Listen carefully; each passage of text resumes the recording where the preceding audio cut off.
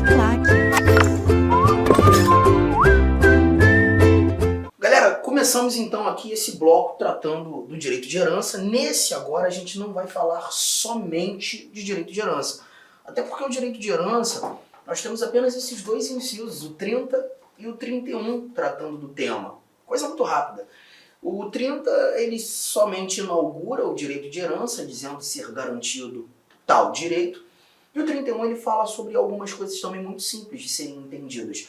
A sucessão de bens de estrangeiros situados no país será regulada pela lei brasileira em benefício do cônjuge ou dos filhos brasileiros, sempre que não lhes seja mais favorável a lei pessoal do decújus. O que a gente percebe aqui? O nosso Constituinte está dizendo que estrangeiros, eventualmente detentores de bens no Brasil, será regulada pela lei brasileira. Né? Então, se porventura o indivíduo é italiano, é alemão, é português, mas tem bens situados no Brasil, todo o processo de sucessão de bens ele será regulado pela legislação brasileira, por óbvio, pois nós temos esses bens situados no Brasil. Todavia, é possível em que a lei do país deste estrangeiro que acaba de falecer, a lei do país dele se mostrar mais benéfica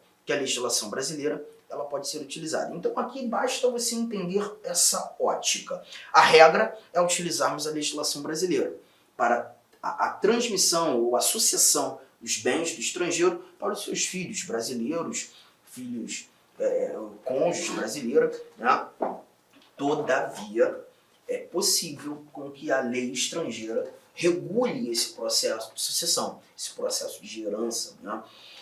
de transição de herança, apenas quando a legislação estrangeira se mostrar mais benéfica. Um ponto importante é levar em consideração que é a legislação do país do estrangeiro que acabou de falecer. Vamos imaginar que esse estrangeiro tem bens situados no país, ele tenha vários filhos e dentre os herdeiros, filhos de outras nacionalidades, diferentes do estrangeiro que acabou de falecer. A legislação desses herdeiros de outras nacionalidades não será utilizada. Apenas a lei pessoal do decújus. E quando nós falamos decújus, nós estamos tratando do estrangeiro que faleceu. Tudo bem? Simples assim. Simples assim. O nosso inciso 32, nós já tratamos dele, que fala da defesa do consumidor, um exemplo que eu já apontei novamente quando tratando da classificação das normas constitucionais, plena, contínua e limitada. O 33 nós falamos num bloco anterior, agora há pouco, quando demonstrando o direito de informação. E o 34 é um assunto que a gente trabalha junto aos remédios constitucionais. Porque quando a gente fala do direito de petição, que é a linha A do 34, e o direito de obtenção de certidões, que é a linha B do 34, nós estamos tratando de remédios constitucionais, remédios administrativos. Arthur, mas eu não faço ideia do que seja. Nós temos um bloco, um tópico, alguns vídeos tratando dos remédios constitucionais. Vamos falar do habeas corpus, habeas data, mandado de segurança, mandado de injunção e a ação popular. E nesse ambiente eu também trabalho o direito de petição e o direito de certidão. Vocês terão a oportunidade de assisti-los logo após o estudo desses vários incisos do artigo 5º. Firmeza? Então, eu não vou me preocupar com o inciso 34 nesse momento. Inciso 35. O inciso 35 diz pra gente que a lei não excluirá da apreciação do Poder Judiciário lesão ou ameaça a direito. Aqui você tem o chamado princípio da inafastabilidade da tutela jurisdicional. Princípio da inafastabilidade. Princípio da inafastabilidade da tutela jurisdicional ou princípio da inafastabilidade de jurisdição. Mas alguns doutrinadores mais tradicionais costumam chamar também de princípio do amplo acesso à justiça. E a ideia aqui é lembrar que A nossa Constituição, o Constituinte originário, determinou que lei alguma pode criar empecilhos, pode criar barreiras para que levemos os nossos problemas, lides, conflitos ao conhecimento do Poder Judiciário. Eu não tenho a necessidade de tentar resolver os meus problemas em caráter administrativo, primeiro, para que, apenas não conseguindo resolver nesse ambiente, nesse contexto, ter a oportunidade de provocar o judiciário negativo. Eu já tenho a oportunidade de ir direto ao judiciário para buscar solucionar eventuais lides, eventuais litígios. Legal? É justamente o que busca tratar o nosso princípio da inafastabilidade da tutela jurisdicional. A lei, normas infraconstitucionais, normas abaixo da Constituição, não excluirão a apreciação do Poder Judiciário em relação a eventuais lesões ou ameaças aos direitos fundamentais. Tudo bem? Agora, tome cuidado que no texto constitucional, aí a gente está falando do próprio texto constitucional, em alguns momentos nós somos condicionados à tentativa de solução dos nossos problemas. Por exemplo, se você chegar aí no artigo 217, deixa eu dar um pulinho lá para ler com vocês. O artigo 217, ele trata de um assunto interessante. Eu vou te dar apenas esse exemplo, tá? Eu posso até trazer alguns outros exemplos, mas em se tratando de leitura, eu vou te mostrar apenas aquilo que o artigo 217 nos apresenta. Ele fala de desporto, atividades desportistas. E aí traz para a gente o seguinte: se você localizou o 217 da Constituição, você vai me acompanhar. Caso contrário, me ouvir. É dever do Estado fomentar práticas desportivas, formais e não formais, como direito de cada um, observados, e aí nós temos alguns princípios, mas o que me interessa mesmo é o parágrafo 1º, que diz assim, ó, o Poder Judiciário só admitirá ações relativas à disciplina e às competições desportistas ou desportivas após esgotarem-se as instâncias da justiça desportiva regulada em lei. Na televisão você escuta muito, você que gosta de esporte, né, sobre o TJD, Tribunal de Justiça Desportivo, ou STJD, o Superior Tribunal de Justiça Desportivo, mas é importante lembrar que o TJD, o STJD, não fazem parte do Judiciário. Não são órgãos do Poder Judiciário, não são órgãos jurisdicionais. Essa justiça desportiva é uma justiça administrativa. Os julgadores que lá estão não são magistrados, não foram concursados, não são indivíduos que participaram ou prestaram um concurso público de provas e títulos para o exercício jurisdicional. Os julgadores dessa justiça desportiva são indicados pelas agremiações desportivas, pelas confederações desportivas, e na realidade eles compõem uma justiça administrativa. Detalhe é que esse parágrafo 1º do nosso artigo 217, ele determina que os questionamentos, os litígios desportivos, eles só podem chegar ao judiciário depois de se esgotarem as vias administrativas. Eles só podem chegar ao judiciário depois da tentativa de solucioná-los na via administrativa. Arthur, mas isso aí é uma barreira, é uma condição, condição de só poderei chegar ao judiciário depois de passar pela via administrativa.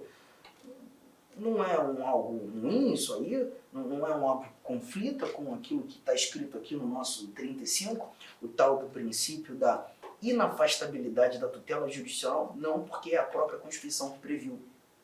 A Constituição ela vai trazer algumas exceções, algumas exceções em que para chegar ao judiciário eu vou ter que tentar resolver o meu problema administrativamente.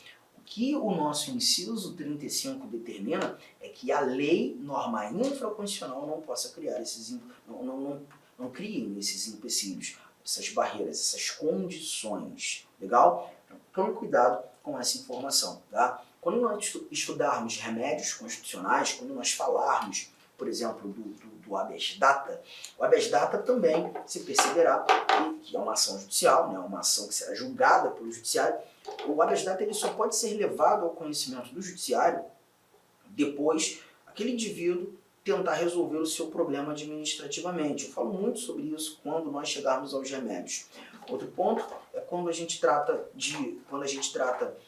das discussões dos litígios previdenciários, né? Para se discutir uma eventual ofensa a um benefício previdenciário, eu vou ter que tentar resolver isso em caráter administrativo primeiro. Não resolvendo administrativamente, eu parto para o judiciário. Então a gente está percebendo que existem algumas exceções. Nesse caso, a regra é não haver empecilho. É o Poder Judiciário estar de portas abertas ao exame dessas discussões. Esse é o nosso princípio da inafastabilidade da tutela jurisdicional. A lei não excluirá da apreciação do Poder Judiciário lesão ou ameaça de direito. E aí, desse 35, eu já vou aproveitar e partir para o inciso de número 37, que está aqui na tela. O 37, ele traz para a gente vai voltar para falar dos outros, tá? Mas o 37, ele traz o seguinte, olha aqui, ó. Não haverá juízo ou tribunal de exceção. E quando a gente trata do 37, nós estamos levando em consideração o chamado princípio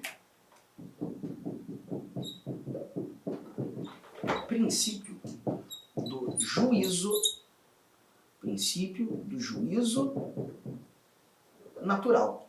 E o que significa isso? A própria Constituição estabelece quais são os órgãos competentes para o exercício da jurisdição. Dizer de quem é o direito. O artigo 92, por exemplo, ele vai trazer para a gente os órgãos do judiciário, os órgãos do Poder Judiciário, competentes para tal exercício. Assim como o artigo 52, ele também traz para a gente o Senado Federal, que é uma casa legislativa, que vai julgar crimes de responsabilidade praticados por algumas autoridades. Ainda que seja uma casa legislativa, um órgão do poder legislativo, foi a Constituição que deu essa capacidade ao Senado Federal de julgar também crimes, mas crimes de responsabilidade. Então isso não ofende o princípio do juízo natural, pois é a própria Constituição que garante essa capacidade ao Senado. E por que chamar princípio do juízo natural que não haverá juízo ou tribunal de exceção? Em hipótese alguma, independentemente do crime, imagine um crime mais horroroso da história humana, poderá ser criado, constituído um órgão para exercer jurisdição, para julgar determinado indivíduo que não esteja amparado pela Constituição. Não é possível que um determinado órgão seja criado do nada para julgar um crime especial, em decorrência de sua gravidade, que não tenha essa capacidade determinada no texto constitucional. Qualquer órgão criado para o exercício jurisdicional que não tenha essa orientação no texto da Constituição deve ser entendido como um juízo de exceção. Não competente para julgar, não competente para exercer jurisdição. É por isso que a gente tem aqui o não haverá juízo, não haverá tribunal de exceção. Somente será capaz de exercer jurisdição o juízo natural. Aqueles órgãos que a própria Constituição Federal deu capacidade de julgar. É isso que a gente leva em consideração aqui. Eu vou aproveitar esse 37 de conduzir ao 53. E o 53 também trata de um assunto ou de um dado importante. Olha o que o 53 nos apresenta. Está aqui na tua tela. Ninguém será processado nem sentenciado senão pela autoridade competente. Ninguém será processado nem sentenciado senão por autoridade que a nossa Constituição garantiu ser competente para o exercício jurisdicional. Muito parecido, né? Sim, parecido inclusive no nome. Se o 37 trouxe para a gente o princípio do juízo natural, o inciso de número 53 traz para a gente o chamado princípio do juiz natural. E aí você percebe que o 37... Inicialmente eu quero pedir licença aos seus estudos, pois interrompi, mas esse vídeo é um vídeo demonstrativo do nosso curso completo, ponto a ponto, 100% focado no concurso de Astolfo Dutra do município para o cargo de para o cargo para o cargo especificamente de guarda municipal, tá certo? Cara, vem estudar com a gente. Essa aula é uma aula demonstrativa. Nós colocamos aí apenas 150 vídeos.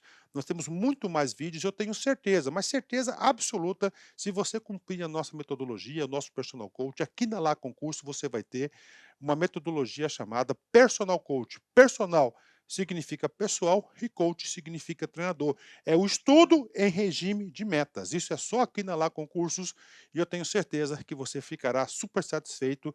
E para você aí do município, promoção, investimento apenas R$ 100. R$ 100, é isso mesmo. O que você faz com R$ 100? Professor, parcela em 10 vezes sem juros ainda esses R$ 100. Então vem estudar conosco aqui da LAC Concursos. Forte abraço, espero vocês. Tchau, tchau.